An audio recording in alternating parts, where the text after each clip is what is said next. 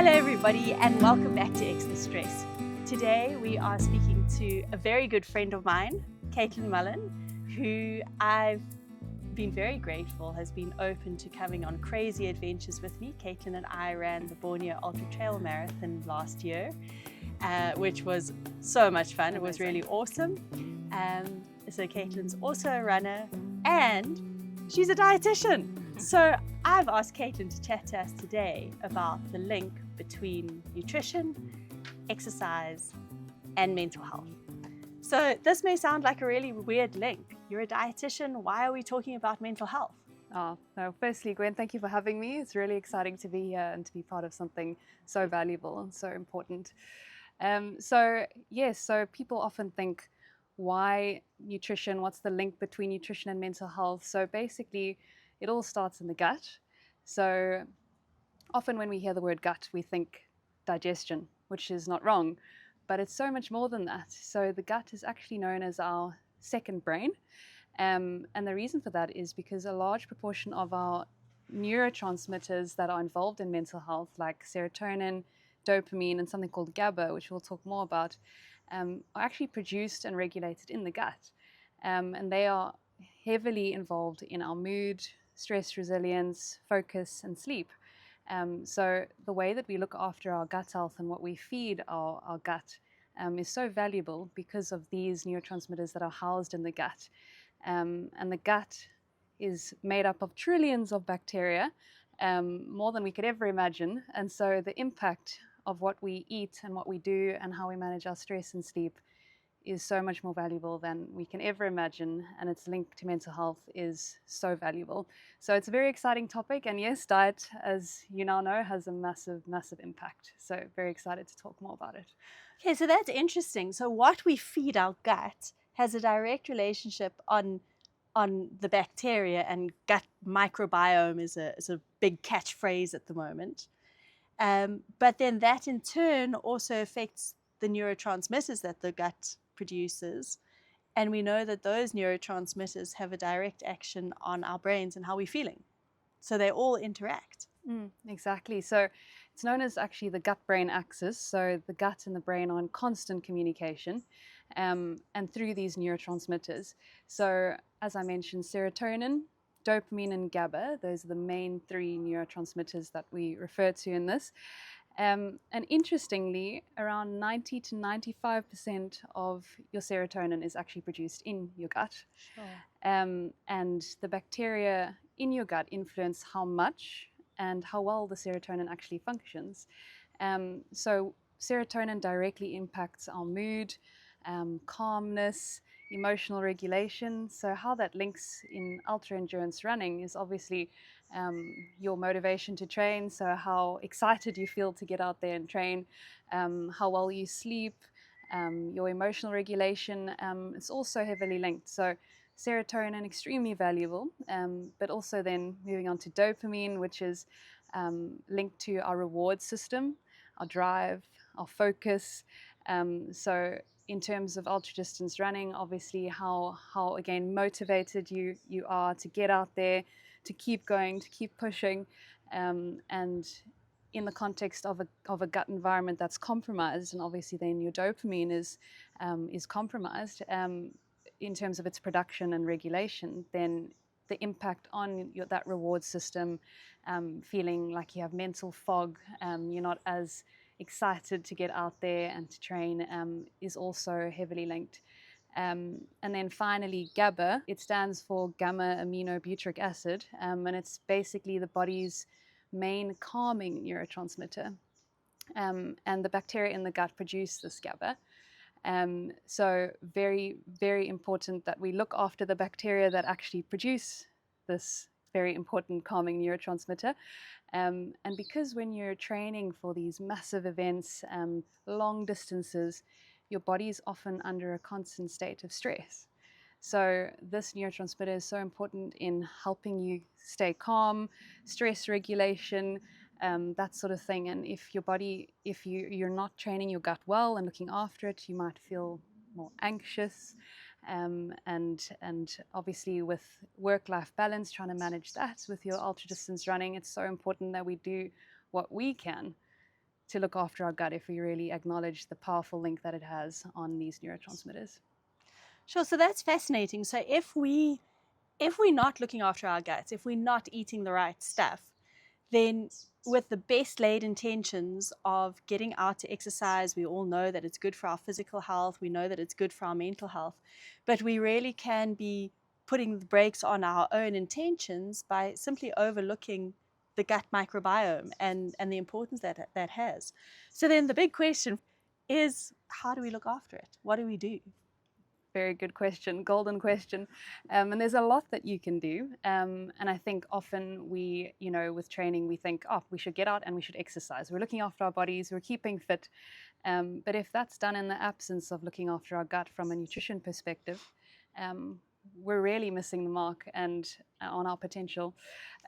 So in terms of looking after our gut from a nutrition perspective, we need to think, right, our bacteria is housing trillions of bacteria. How do we feed these little guys in a way that they thrive? And obviously our gut has good and not so good bacteria, so we want to feed the good ones so they become dominant, so we can have that powerful link between the gut and the brain.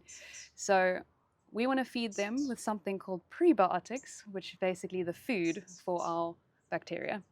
So prebiotic fibers, so that'll be things like your oats, your legumes, so chickpeas, lentils, beans, things like garlic and onions are actually very valuable in feeding the gut. They're powerful prebiotics. And also your resistant starches. So this means bananas that are slightly green, and your cooked and cooled down starches, so your potatoes, rice and pasta. So when it's been cooled down, it turns into resistant starch, which means that it actually cannot be digested in the small intestine, and that resistant starch reaches the colon, where the bacteria that need that specific type of starch can now use it and utilize it. What's key is, for example, on race day, you actually want it to be digested quickly. You don't want it to take its time and sit there. So that's when you would have your ripe banana, is on race day, or just before, if a big training session, you want that quick boost, you'd have it ripe. But if you're looking after your gut in the everyday, you'd aim for it to be slightly green. Oh, that's interesting. Yeah. That's interesting. So you're eating with intention, actually. You're eating with the purpose of creating an energy source versus looking after your gut microbiome. Exactly. And there's a key difference between performance fuel and nutrition and looking after your gut. So alongside your prebiotics, you also need to be looking at your protein. So very important, obviously, for your muscle building and recovery, but also really valuable for its protein is obviously broken down into amino acids, and some of those amino acids are utilized in the production of these neurotransmitters. So again, you think, oh, I have protein for getting strong, but actually, there's so many more purposes, and gives it more reason why you should actually be including it. Is think about the little guys in your guts. They want it, they need it, they thrive off it. So things like your lean proteins. So again, it's not just about getting protein. Let's think about what kind of protein. Are we looking after our bodies? Let's opt for our lean proteins. So your eggs, your fish, your chicken, your legumes. Obviously, legumes is a powerhouse. You're getting protein and fiber from those little guys. So really, really valuable. And then people often speak about probiotics. So should we be giving our gut more bacteria? So for example, through yogurts with a live culture, kombucha, things like that. But very important with those is not everybody's guts love them. So you have to train your guts, see if it works for you. There's never a quick fix or a one size fits all with your gut. There are certain foods we know are good for your gut, but you have to get your gut used to them. So fiber is key, but you can't go from 0 to 100. You have to build up slowly, and it's when you have it that counts. There's a lot of runners think, I need to avoid fiber. I don't want gut distress when I'm racing or when I'm training, so I'm going to avoid it. And then they end up negatively impacting their guts because they think that that is something that should be avoided. But it's not about having less, it's about the timing of when is key. So if you have a big race or a big training session, that's lower fiber, of course. So if you're training in the morning, a race in the morning, have that low fiber meal, but then from post-run, then your meals following that. Diverse, fiber-filled lunch, dinner, so you can get your fiber back into the system and consistently. That's the key. And the final thing is diversity. So you might think, oh, I'm having a beautiful breakfast of oats and blueberries. That's fantastic. But I'm having that every single day. And your gut thrives off diversity. So you need to be changing the types of fruits and veggies and getting in as many as you can. So we say eat the rainbow. So get in all the colors, the different nutrients, vitamins. It's all so valuable. So very key to remember is that the gut loves diversity, it loves fiber, and it needs protein. And of course, it also matters foods that you shouldn't be giving it. The big one. So, in dietetics, we never say do not ever have, because that's not true and it's not life. It's more about foods that you should limit and only have when you really feel like it, that once in a while little treat. So our ultra-processed foods, those we really want to limit because they feed the bacteria that are not positive for that gut-brain axis to thrive. So we should limit them in moderation when we really feel like it, but the majority of the time, look after your gut through all of those things that I mentioned. But this is absolutely brilliant. So I think you've given us a really good insight into the role of nutrition. But what about other things we do? What about sleep? What about stress in our lives? I mean, I know that we're saying that we need to feed our gut microbiome so that they can create neurotransmitters so that we have better mental health. But what about when we are stressed or we're not sleeping? Is there a reverse relationship? Absolutely. So it's a positive feedback cycle that can easily go the other way, and they're all linked. So diet, exercise, big one, sleep and stress. So if you're not sleeping consistently or for long enough, or you're in states of chronic stress, what that ends up doing is it actually, obviously, it causes inflammation in the gut, and it can increase gut permeability, which means there's more access for little invaders to come in. So managing your stress, managing your sleep, making sure you prioritize that is key. And diet, appropriate diet and exercise also impact sleep and stress.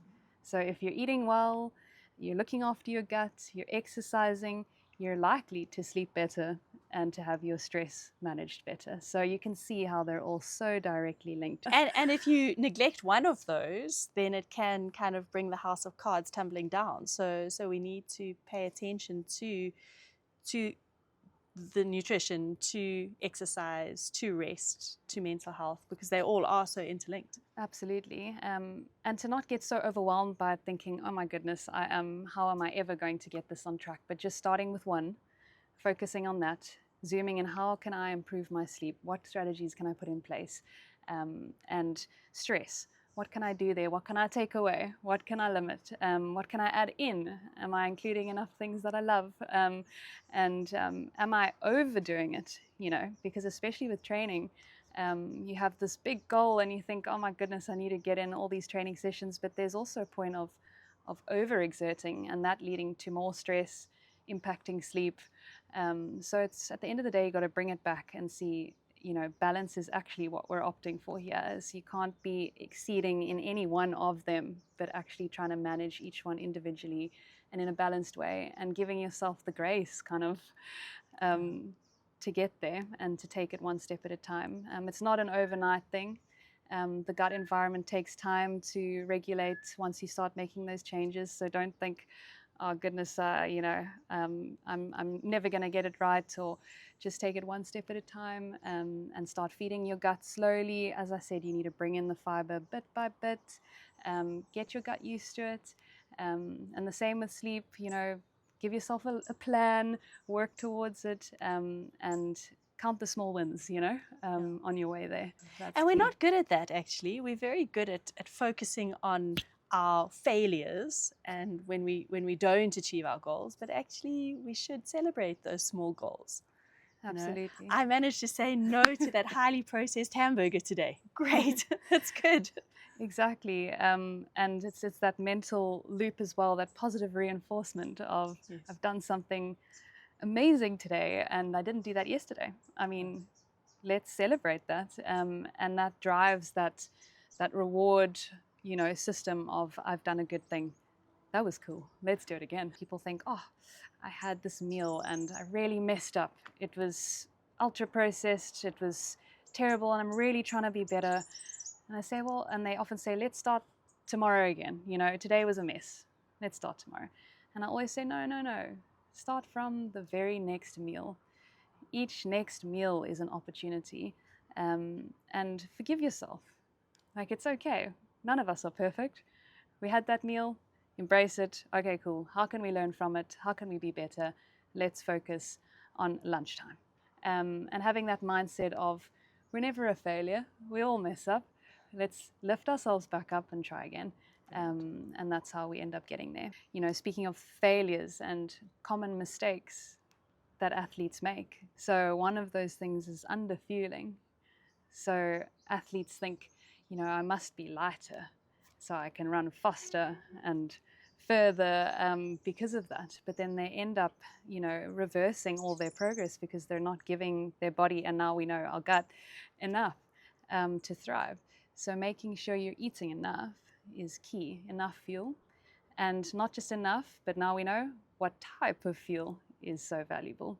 So it means eating regularly. Make sure you're fueling before, during, and after training. And that differs for everybody and what works for you. And that's the key, is never try anything new on race day, and make sure you've practiced with your race nutrition during training. People often rely too heavily on the gels and the,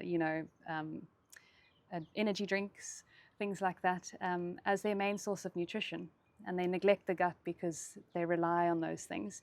So we need to be very careful that we use performance fuel just for that, for performance, for race day, for intense training sessions. But in between that, it has to be whole foods. You have to feed your gut correctly and appropriately, and know when what nutrition is valuable, because it's never about not including, it's about when, how much, and respecting that. So that's the key. And also acknowledging that gut health issues like GI issues are not the norm, and you actually can solve them. It's about focusing on them, seeing how we can tweak it so that doesn't have to be the norm. You don't always have to feel bloated or get cramps or, during big sessions. Your body's telling you something, and there is a way to solve that. So to really, if you're struggling with it, then to speak to a professional about it, but know that you have the power to change your gut environment so that you don't have to suffer along in training or race day. It's so lovely to know that there are people like you out there that know about these things and can advise us about what to do and how to change things to make our experience of exercise better, but to also make sure that the movement that we undertaking and the food that we're putting in our bodies all is feeding in the same direction to be positive to our physical and our mental well-being. I think we forget often the power of what we eat, the power of what we tell ourselves. Mental resilience is not just in the mind, but that it's in the gut too. It's in the second brain. Yes, in the second brain. And we do forget that because we just think about mental health and just up here. But let's remember to focus here, and that impacts this and vice versa. So main thing is, when it comes to diet and it comes to your gut, make sure that you eat enough. Eating enough is key. Your body wants it and it needs it. Feed it correctly. So give it fiber, give it diversity, give it protein, hydrate enough. Try to limit ultra-processed foods. Practice your race day nutrition before the time, and focus on when is best to include your performance nutrition. Only during race day or for an intense session. Don't limit fiber, just time it well. Make sure you're including whole meals, and then focus on rest and recovery and sleep. And that's it in a nutshell, really. Well, this nutshell has been awesome. Thank you so much. This has been really fascinating. It's been fascinating for me. I've picked up a whole lot of stuff that I've learned, but hopefully it's also been interesting for people out there. Thank you so much for watching. And please, if you'd like to see more of these interviews, subscribe to our YouTube channel or follow us on social media. Katelyn, thank you so much for your time, for your expertise, for your energy, for your positivity. This has been awesome. It's been amazing. Thank you for having me. Thank you. Cheers. Bye. Bye.